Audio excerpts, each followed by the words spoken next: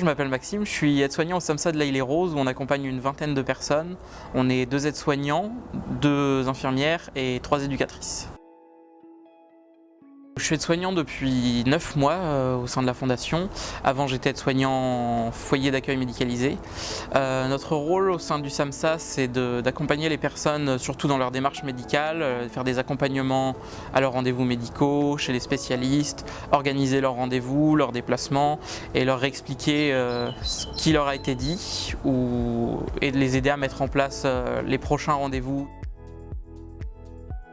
On travaille beaucoup en lien avec les éducatrices avec lesquelles on est en partenariat sur des références où on est 2, une personne référente soins, une personne référente éducative. On travaille beaucoup avec les infirmières pour tout ce qui est la coordination des rendez-vous médicaux et de la prise en charge des traitements. On travaille aussi beaucoup avec le médecin coordinateur qui est là tous les mardis, qui nous aide à prendre en charge les personnes avec une meilleure connaissance des pathologies.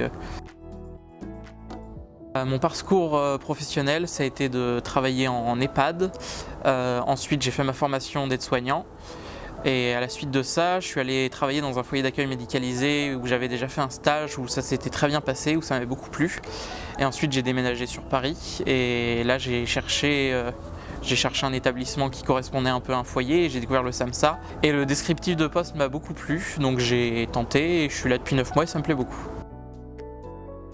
Donc en formation d'aide-soignant, on apprend surtout la théorie. Il y a des stages, mais à part ça, on passe beaucoup de temps dans des classes à apprendre la prise en charge générale de la personne, repérer ses besoins, repérer ce qu'il faudrait mettre en place.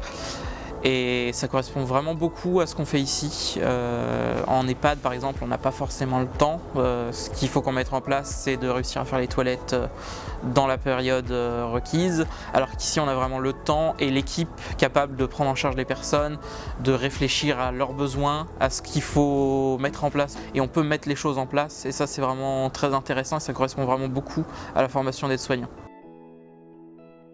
Après la formation, ce qu'on apprend sur le terrain au SAMSA, c'est surtout à déjà s'organiser. Il faut savoir prendre ses rendez-vous soi-même, les organiser sur un planning, que ça n'écrase pas d'autres rendez-vous, qu'on n'ait pas à se presser pour que la personne n'ait pas l'impression qu'on se dépêche de se débarrasser d'elle pour aller au prochain rendez-vous. Il faut apprendre à gérer son temps, mais quand même à voir à peu près tout le monde dans la semaine, à faire les accompagnements qui sont nécessaires, s'organiser avec ses collègues quand il y a des rendez-vous qui se chevauchent. Ce qu'on apprend aussi, c'est les pathologies psychiatriques, parce qu'en formation d'aide-soignant, on a quelques cours, mais c'est basique. Et là, on apprend vraiment sur le terrain, au jour le jour, avec les réactions des personnes, avec comment elles se comportent, avec les collègues qui ont plus d'expérience, qui peuvent nous apprendre qu'est-ce que c'est la schizophrénie, qu'est-ce que c'est la dépression.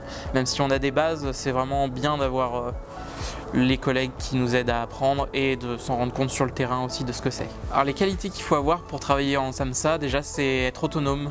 On n'a vraiment pas un planning défini. Les journées sont pas les mêmes du lundi au mardi, c'est totalement différent.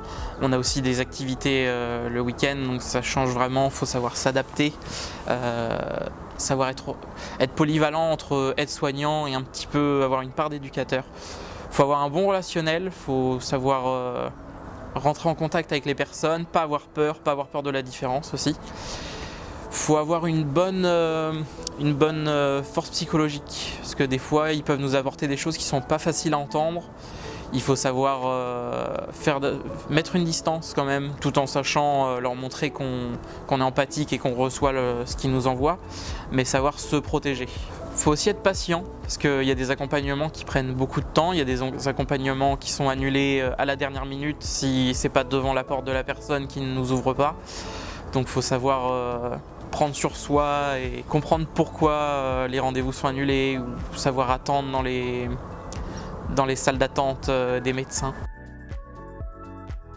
On est supervisé par la chef de service du SAMSA et qui est aussi la chef de service du SAVS.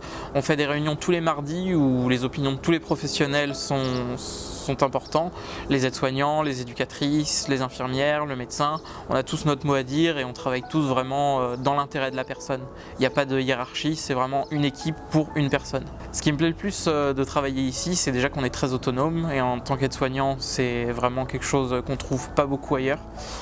Ce qui me plaît aussi, c'est qu'il y a une très bonne cohésion d'équipe. Il y a plusieurs professions différentes qui s'entendent pour travailler pour les personnes. Ce qui est possible de faire avec le diplôme d'aide-soignant, vu qu'on travaille dans du médico-social, il y a plus de facilité à partir vers du social. Donc moi personnellement, ce que j'aimerais faire, c'est devenir éducateur ou conseiller en économie sociale et familiale. L'avantage d'être aide-soignant dans la fondation, c'est qu'il y a d'autres aides-soignants dans la fondation qui travaillent dans d'autres établissements, dans des foyers, dans des SAMSA où les pratiques peuvent être très différentes. Et c'est intéressant parce qu'on peut partager avec des professionnels qui ont une vision différente ou la même vision, mais dans d'autres endroits. Ce qui me plaît vraiment au SAMSA, c'est qu'on voit des personnes évoluer. On accompagne des personnes au jour le jour qui progressent, qui apprennent des choses, qui grandissent avec nous. Et on les accompagne au fil de la vie au lieu de les maintenir comme on peut faire en EHPAD ou dans certains foyers. Et c'est vraiment très intéressant. On accompagne vraiment des personnes dans leur vie, dans leur évolution. Et je pense que les meilleurs moments dans un SAMSAT, c'est de voir la personne qui s'en va, en fait. La personne qui a plus besoin qu'on l'accompagne, qui est autonome et qui est devenue autonome grâce à ce qu'on a mis en place et ce qu'elle a mis en place. Et c'est vraiment ce qui est plaisant à bosser dans un SAMSAT.